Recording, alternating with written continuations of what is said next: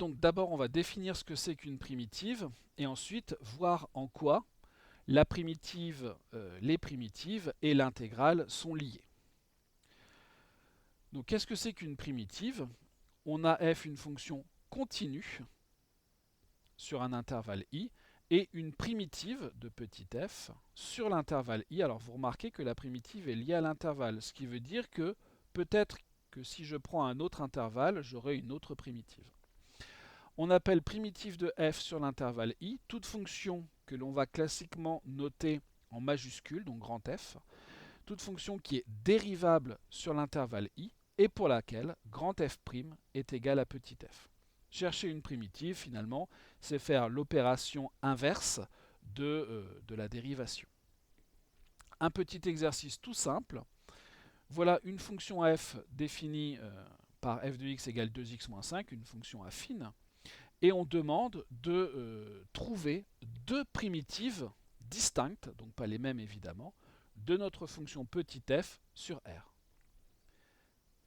Qu'est-ce que vous pouvez me trouver comme primitive pour cette fonction petit f? Alors, Émile propose x carré moins 5x plus 3. Ou plus 4, ça nous en fait une deuxième, ou plus 5. Alors, pourquoi x carré? Nous, ce que l'on veut ici, c'est obtenir de notre primitive après dérivation 2x. Et vous savez tous que ce qui donne comme dérivée 2x, c'est x carré. Donc ici, je vais choisir x carré.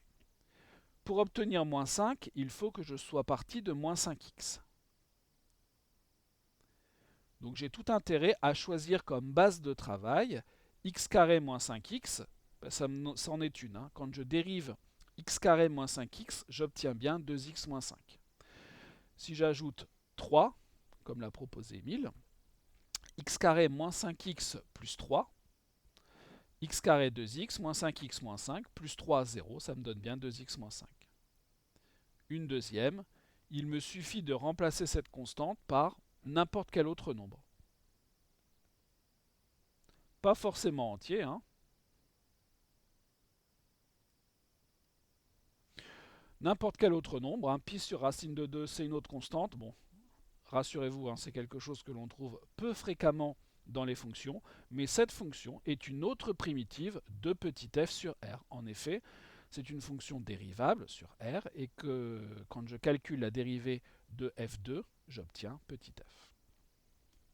Tout ça, ça nous permet d'introduire le théorème 11. Alors déjà, ça nous permet de remarquer qu'il n'y a pas unicité de primitive. Donc on ne dira pas la primitive, on ne dira jamais la primitive, ou alors la primitive qui vérifie quelque chose, mais on dira une primitive de. Donc soit grand F et grand G, deux primitives d'une fonction petit f. Remarquez que on n'a pas encore donné de conditions sur l'existence des primitives. Par contre, on a vu, grâce à la question, à l'exercice d'avant, que dès qu'il y avait une primitive, on pouvait en trouver d'autres en ajoutant une constante n'importe laquelle.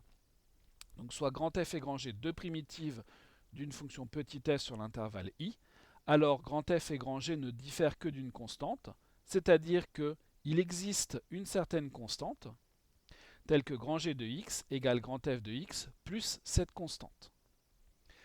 Ce qui fait que pour les primitives, dès lors que vous en aurez trouvé une, vous pourrez en trouver une infinité d'autres en lui ajoutant n'importe quelle constante.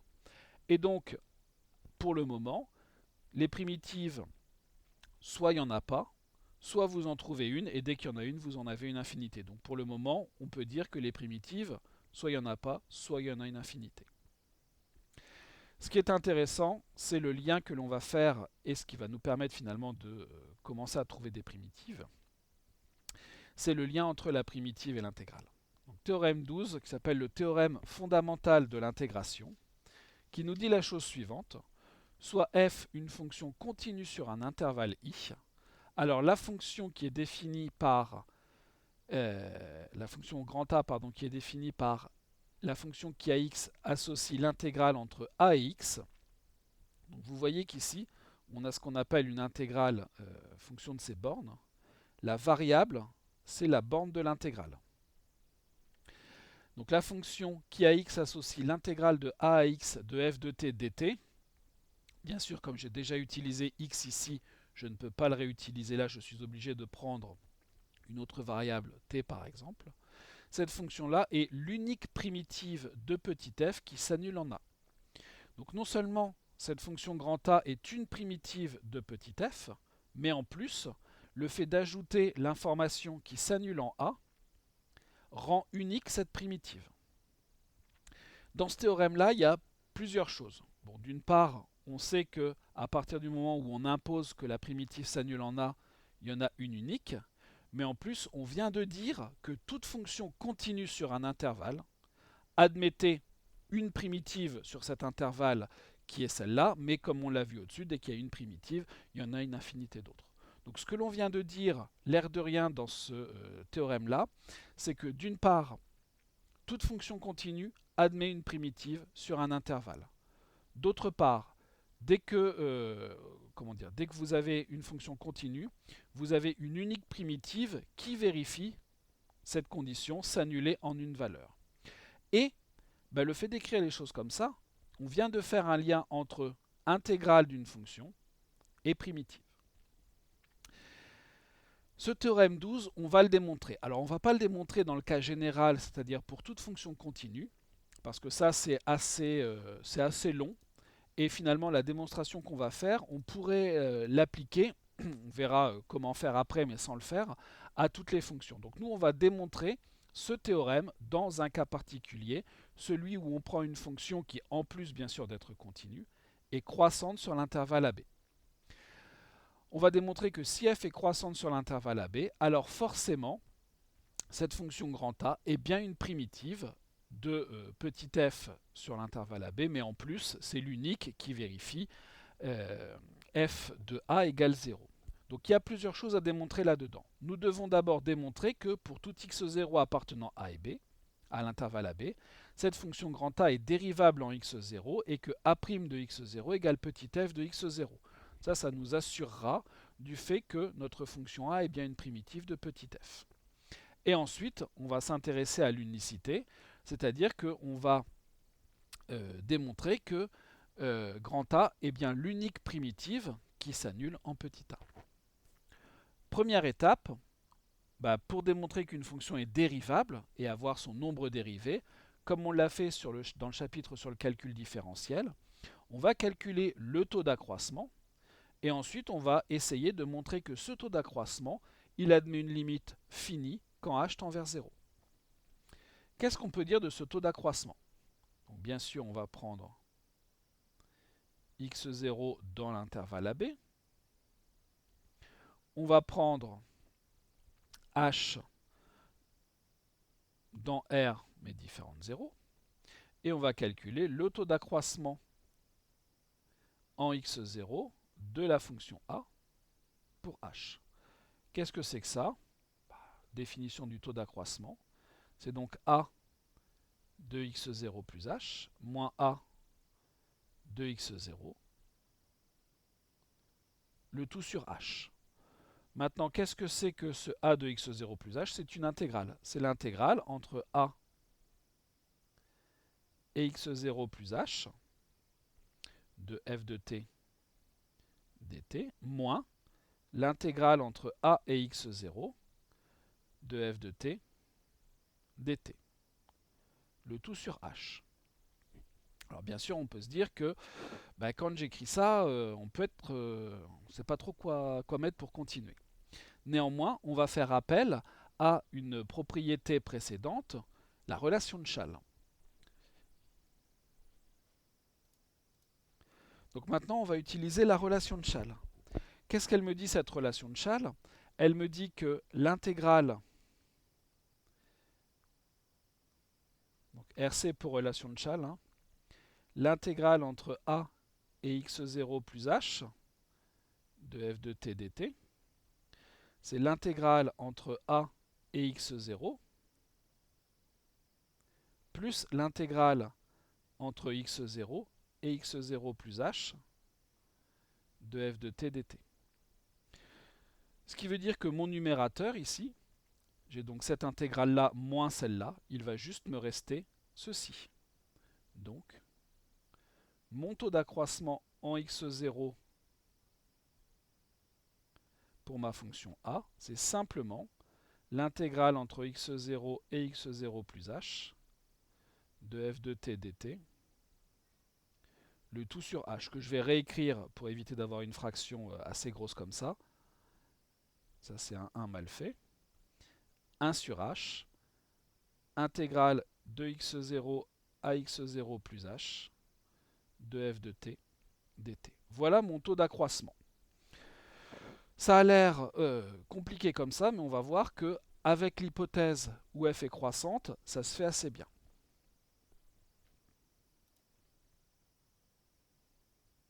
Bien sûr, ça sera mis à disposition. Sachant que f est croissante sur l'intervalle AB, on va encadrer le taux d'accroissement. Encadrer le taux d'accroissement, c'est avant tout encadrer cette intégrale. Comment est-ce qu'on va pouvoir encadrer cette intégrale? En utilisant, là aussi une des propriétés vues juste au-dessus, en utilisant le fait que l'intégrale conserve l'ordre. Comme la fonction est croissante sur l'intervalle AB,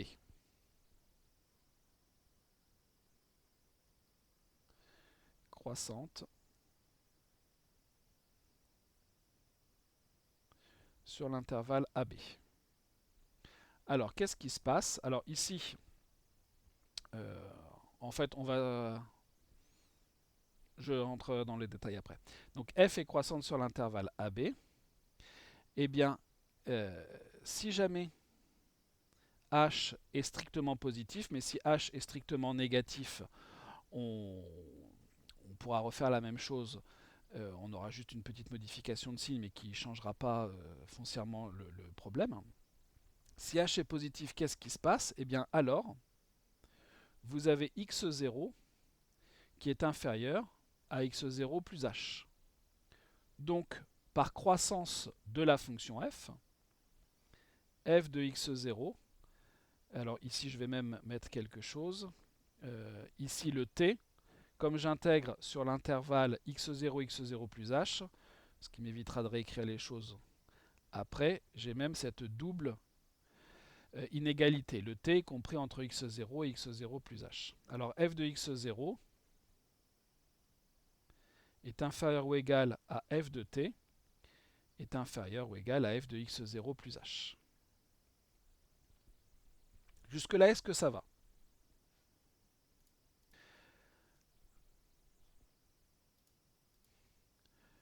Donc, maintenant, comme l'intégrale conserve l'ordre, c'est la proposition juste au-dessus, je ne sais plus son numéro, 7 je crois.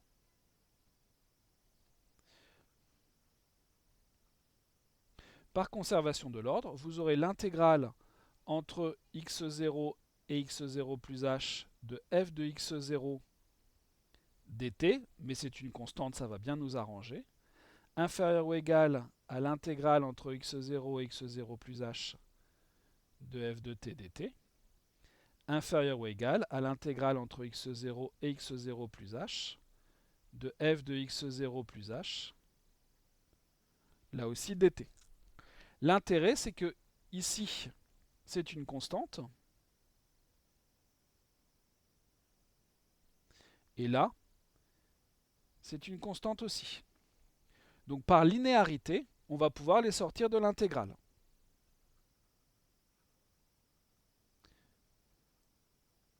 Donc on aura f de x0 multiplié par l'intégrale entre x0 et x0 plus h de 1 dt. Cette chose-là, que je vais simplement réécrire, parce que je ne peux pas la calculer. Et puis ici, même principe, je sors f de x0 plus h multiplié par l'intégrale entre x0 et x0 plus h de 1 dt. Ce qui veut dire qu'il faut que je calcule cette intégrale-là pour pouvoir conclure. Bon. Qu'est-ce que je peux dire de cette intégrale-là? Je suis quelque part entre x0 et x0 plus h. j'ai la fonction 1 à intégrer.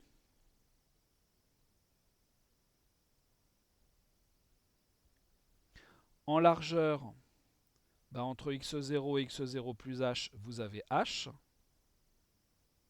En hauteur, vous avez 1. Donc ça ici, c'est égal à h. Évidemment, celle-là qui est la même vaut aussi h. Donc comment dire, mon encadrement du taux d'accroissement, je vais noter ça comme ça.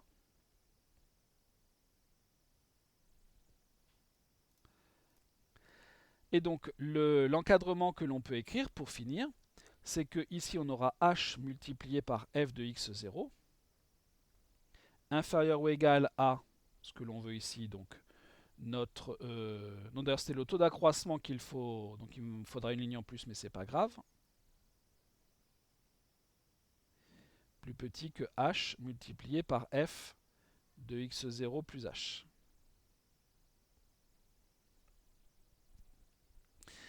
Maintenant, pour avoir le taux d'accroissement, il faut que je multiplie tout par 1 sur h.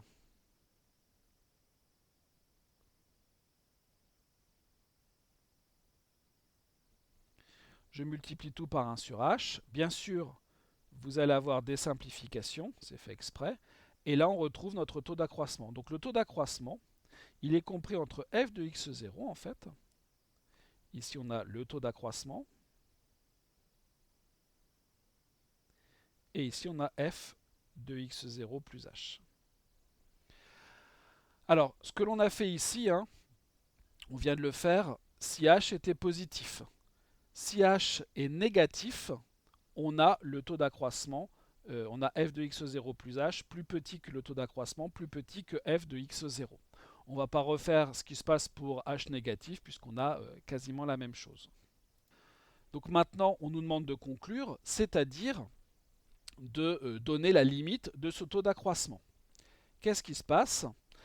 Ici, il va falloir que je regarde la limite quand h tend vers 0 de f de x0. Ça c'est facile, ça vaut f de x0, puisque f de x0 ne dépend pas de h. D'un autre côté, il faut que je cherche la limite quand h tend vers 0 de f de x0 plus h. Alors bien sûr, x0 plus h va tendre vers x0.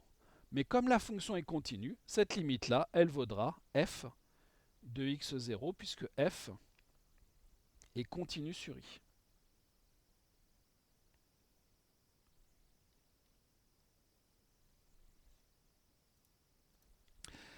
Et maintenant, il ne reste plus qu'une chose à faire. J'ai un encadrement. Les deux fonctions qui encadrent ont la même limite. J'applique mon théorème des gendarmes.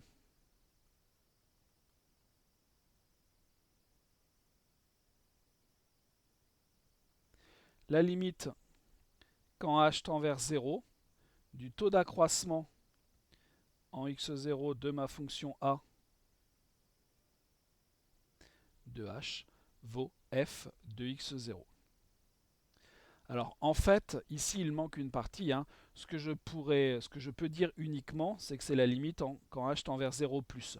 Parce que cet encadrement-là, on l'a obtenu uniquement quand h est positif. Mais on obtient un encadrement similaire quand h est négatif, et la limite c'est toujours f de x0. Donc ce que l'on vient de dire, c'est que a est dérivable en x0, et que le a', je vais descendre un petit peu, que le a' de x0, c'est f de x0.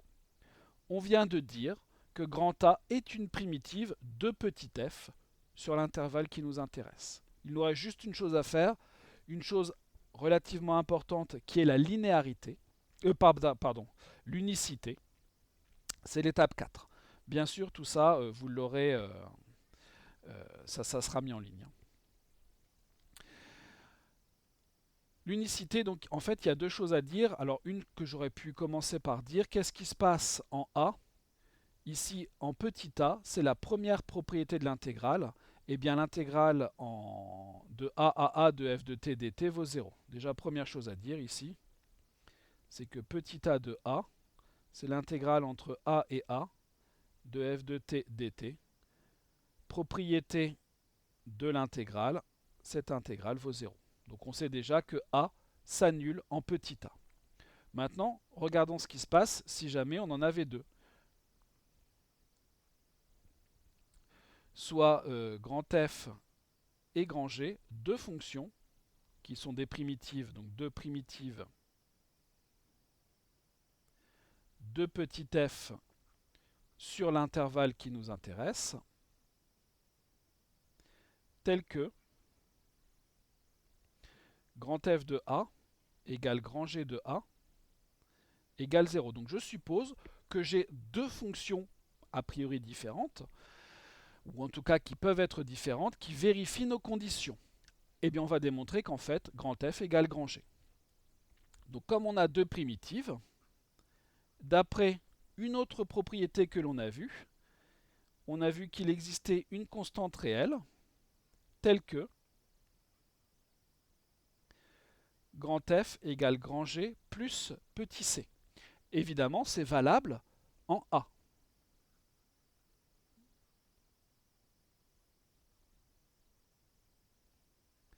Et comme f de A, on a dit que c'était égal à 0, G de A, on a dit que c'était égal à 0, vous avez forcément petit c qui est égal à 0. Donc, grand F égale grand G.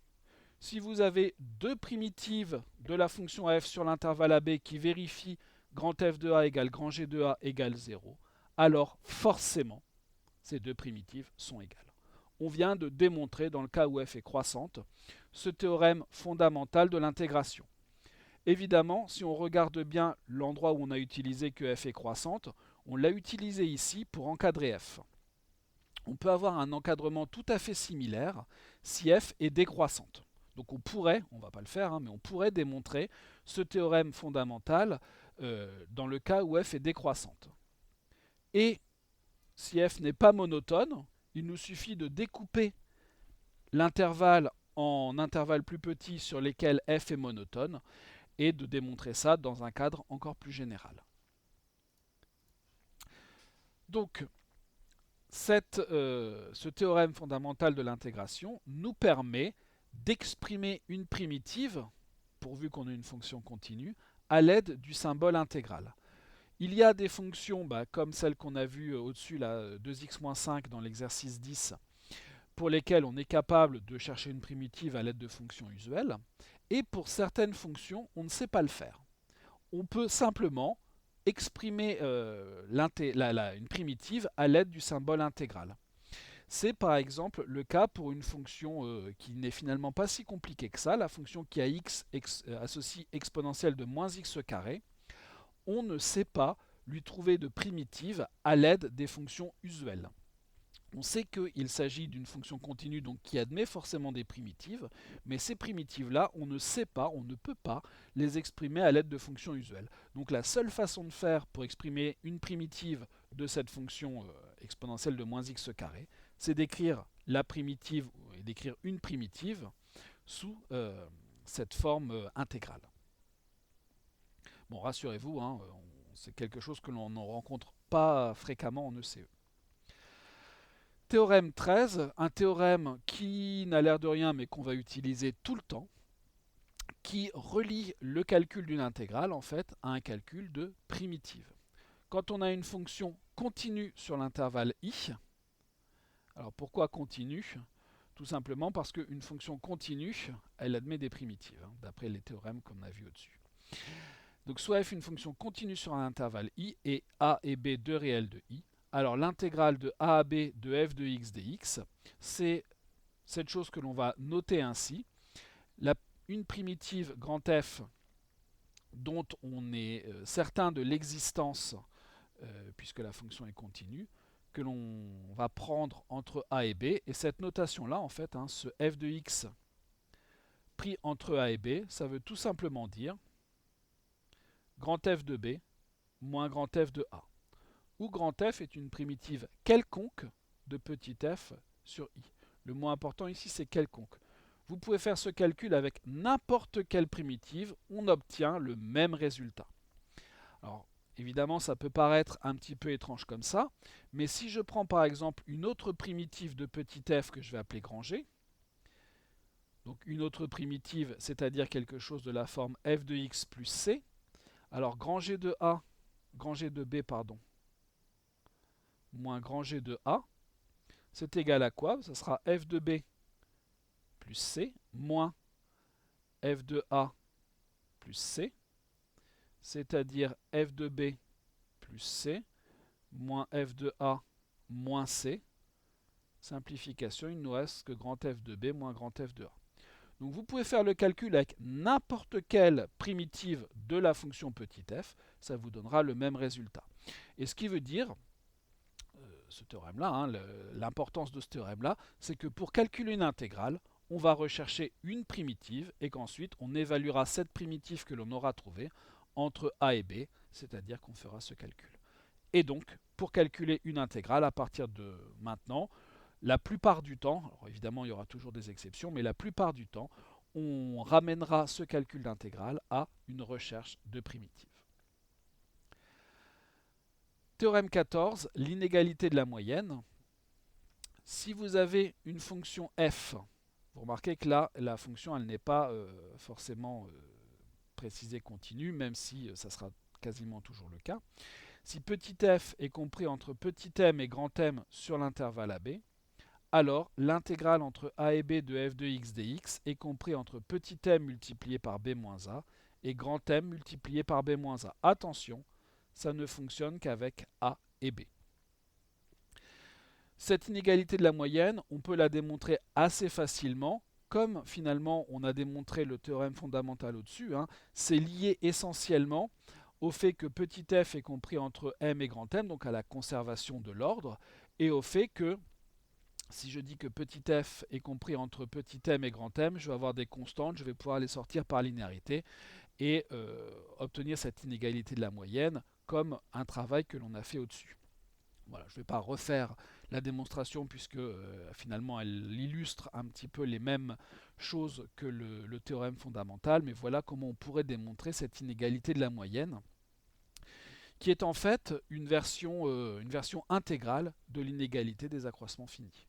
Si on peut démontrer cette inégalité de la moyenne en utilisant l'inégalité des accroissements finis et en intégrant cette inégalité des accroissements finis. Voilà. Et je vous propose de faire l'exercice 15. L'exercice 15, donc vous avez